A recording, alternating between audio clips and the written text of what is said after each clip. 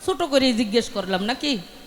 এইবার দেখেন, এই যে আমার নজরুল ভাই, ভাই 500 টাকা দিয়ে সম্মান করেছে, ভাইয়ের কাছে লাখো কোটি সালাম শ্রদ্ধা।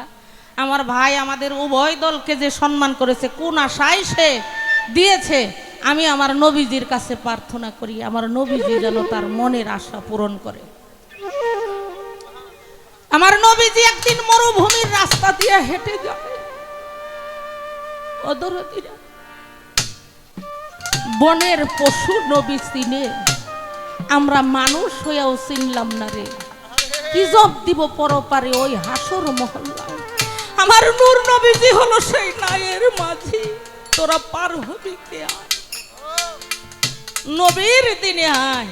কি গো বাজার, আমার দাদা গুরু খালেক দেওয়ান সাহেবের লেখা। আহা দয়াল আমার মরুর প্রান্ত দিয়ে, মরুভূমির রাস্তা দিয়ে হেঁটে যায়, ও বাজার একদল মৌমাছি দূর দিয়ে উড়ে যায়। ওরা দূর থেকেই বুঝতে পেরেছে মৌমাছির দল যেদিকেই যায় দেখবেন ওদের সামনে একটা রানী বা রাজা উড়ে যায়, ওর পিছনে পিছনে সবাই যায়, তাই যায় না? ওই রানী মৌমাছিটা বলতেছে, কয় ওরে তোরা একটিবার দাঁড়া,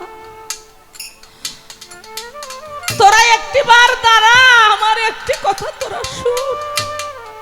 আমার নাকে যে সবচাইতে দামি একটা সুঘ্রাণ ভেসে আসছে, তোরা আমার সাথে চল তো দেখি এত সুন্দর সুগন্ধ কোথা থেকে আসে। মৌমাছির দল জুড়ে পাক লাড়িয়ে উঠতে শুরু করলো। উঠতে উঠতে দেখে আমার দয়াল নবী মরুভূমির উপর দিয়ে হেঁটে যায়। মৌমাছির দল এসে আমার দয়াল নবীর আমার হুজুরের পায়ের মধ্যে পড়ে গেছে। গুনগুন করতে করতে এসে পায়ের মধ্যে যখন পড়ে গেছে, পায়ের মধ্যে পড়ে গিয়ে ওরা স্তব্ধ হয়ে গেছে, ওদের আর কোনো শব্দ নাই। আমার নবীজি বলে, তোমরা যেন কি বলতেছিলে, তোমরা বোবা হয়ে গেলে কেন, নীরব হয়ে গেলে কেন, বলো আমি শুনি। মৌমাছি আল্লাহর দরবারে চোখের পানি ছেড়ে দিয়ে দুটি হাত তুলে বলে, মালিক গো, জীবনে কোনোদিন জবানের আশা করি নাই, হে পরওয়ারদিগার, তোমার এক নাম কুদরতুল্লাহ, তুমি যদি কুদরতের জোরে জবান খুলে দিতে, তোমার পেয়ারা হাবিবের সঙ্গে দুটি কথা বলতে। যখনই বলেছে তোমার পেয়ারা হাবিবের সঙ্গে কথা বলতাম, আমার আল্লাহ বলে, জিব্রাইল এই মুহূর্তে মৌমাছির জবান খুলে দাও, আমার বন্ধুর সঙ্গে আমার দুস্তের সঙ্গে কথা বলবে। আমার হুজুরকে পায়ের মধ্যে পড়ে বলে, হুজুর গো, আপনি বলেছেন আমরা বোবা হয়ে গেছি, হুজুর বোবা হয়ে যাই নাই, আপনাকে পেয়ে আনন্দে আমরা শব্দ হারিয়ে ফেলেছি, আমাদের শব্দ আর নেই। বলে বলো তোমরা, বলে কি বলবো হুজুর, সারাটা দিন বনে বনে ঘুরি, দয়াল রে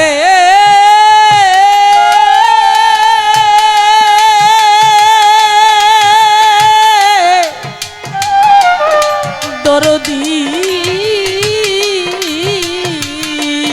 দয়াল রে দয়াল রে বান্ধব রে, সারাটা দিন বনে বনে ঘুরি, কত ফুলের মধ্যে বসি, ফলের মধ্যে বসি,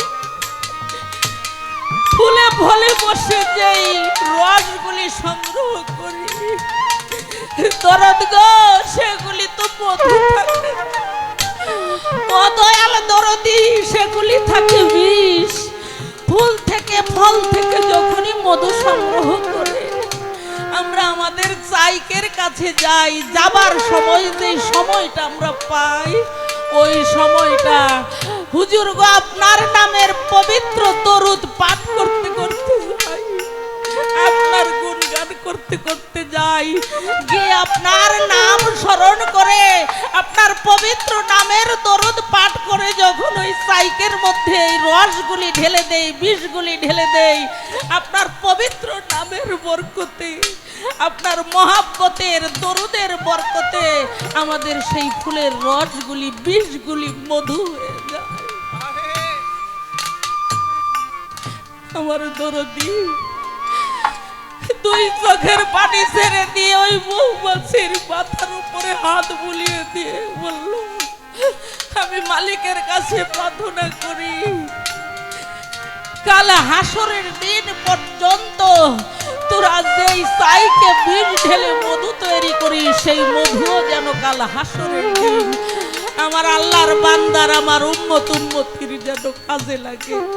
কি গো বাজা, আমার আল্লাহ বিচার করতে যেদিন বসবে টেবিলের মধ্যে কিন্তু মধু থাকবে। আহা, আমার নবীজির দোয়াতে আমার নবী এত খুশি হইল, আমার আল্লাহ বলে আমিও খুশি হয়েছি, আমার উদর ভরে গেছে।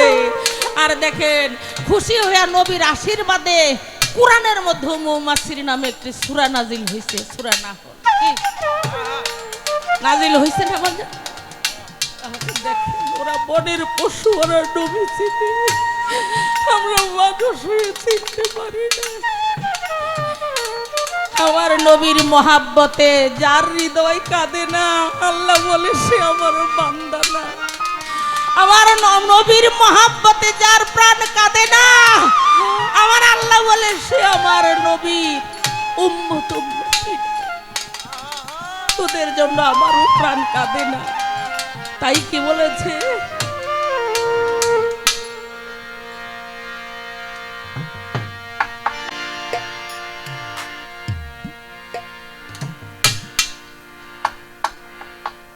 দয়াল নবীজি আমায়,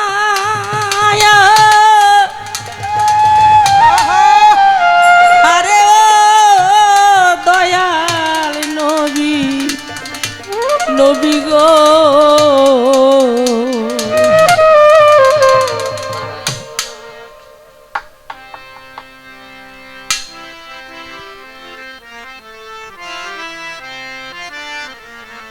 আহা, ওরে যার নামেতে নিজে আল্লাহ হইছে দেওয়ানা, যার নামেতে নিজেই দেওয়ানা, একজন প্রেমিক আসিল গো সুন্দর মদিনা, একজন দয়া আসিল গো সোনার মদিনা। ওরে যার নামেতে মজনু রূপে নিজেই রাব্বানা, ওরে যার নামেতে মজনু রূপে নিজেই রাব্বানা, ওরে যার প্রেমেতে মজনু রূপে নিজেই রাব্বানা, একজন প্রেমিক আসিল গো সোনার মদিনা, একজন দয়াল আসিল গো সোনার মদিনা।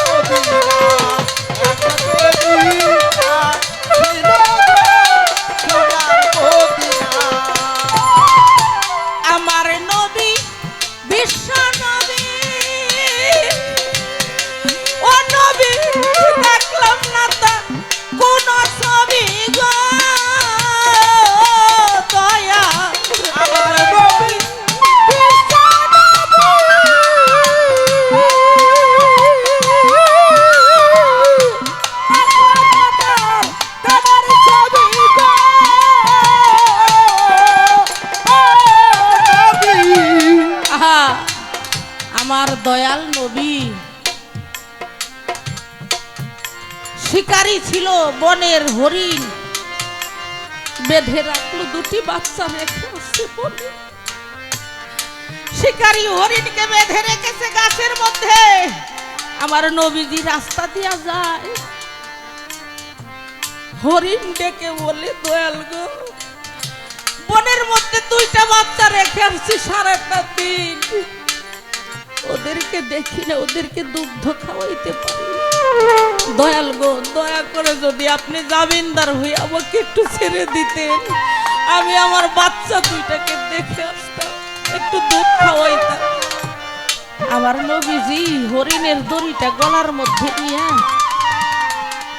হরিণ রে ছাইরে দিছে, আমি বাচ্চারে দুধ খাওয়াই এই ফেরত আসি।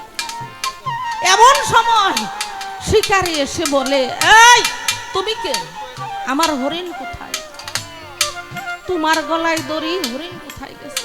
হরিণ আমি ছেড়ে দিয়েছি। কেন ছেড়ে দিয়েছ? আমি এত কষ্ট করে শিকার করেছি, তুমি ছেড়ে দিয়েছ। সে আবার ফিরে আসবে। এই কথা বলে রাগ হয়ে এই কথা শুনেই আমার নবীকে থাপ্পড় মেরেছে। কয় বেটা, বনের পশু ছেড়ে দিলে আর কোনোদিন ফিরে আসে? দয়াল নবীকে চিনতে পারে। আমার নবীজিকে যখন থাপ্পড় দিয়েছে, আমার দয়াল নবী হরিণ ছেড়ে দিয়েছে। নিরুপায় হয়ে বলতেছে, ভাই হরিণ ফিরে আসবে, আমাকে থাপ্পড় দিয়েছো ভাই, তুমি কি তোমার হাতে ব্যথা পাওনি? আমাকে থাপ্পড় দিয়ে যদি ভাই তুমি তোমার হাতে ব্যথা পেয়ে থাকো, আমাকে তুমি ক্ষমা করে দিও। কয় একটা থাপ্পড় দিয়েছি, হরিণ যদি ফেরত না আসে আমি তোমাকে মারতে মারতে রক্তাক্ত করে ফেলবো। ঘন্টা খানিক পর শিকারী তাকিয়ে দেখে একটা হরিণ ছেড়ে দিয়েছে, সঙ্গে আরো দুইটা বাচ্চা নিয়ে তিনটা হরিণ আমার নবীজির পায়ের কাছে এসেছে। বাচ্চাগুলি এসে আমার নবীজির কুলের মধ্যে উঠে লাফ মারে, শরীরের মধ্যে চাটে, দাড়ির মধ্যে চাটে। ইহুদি দেখে অবাক হয়ে গেছে। দেখেন বাজার, বনের পশু, সে চিনল নবীরে, মানুষ চিনল না।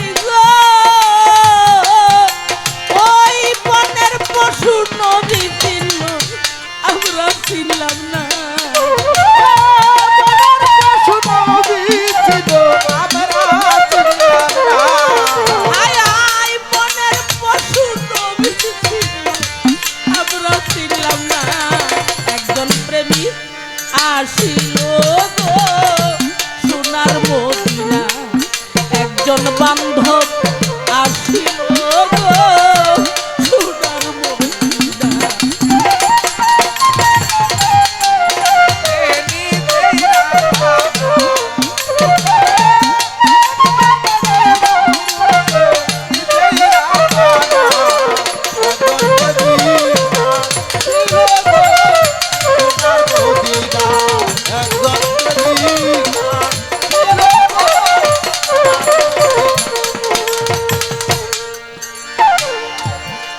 নজর দেখিলে তারে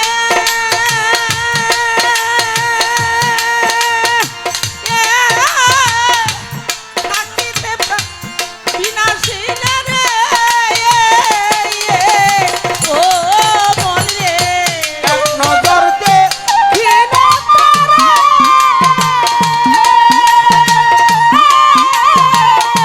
থাকিতে পারবি না সংসারে। এক নজর দেখিলে তারে ও মন রে থাকিতে পারবি না সংসারে। ওরে বেলায়েতে মুর্শিদ রূপে আসলেন দয়াল মুর্শিদ রূপে নিজের আপনা। ওরে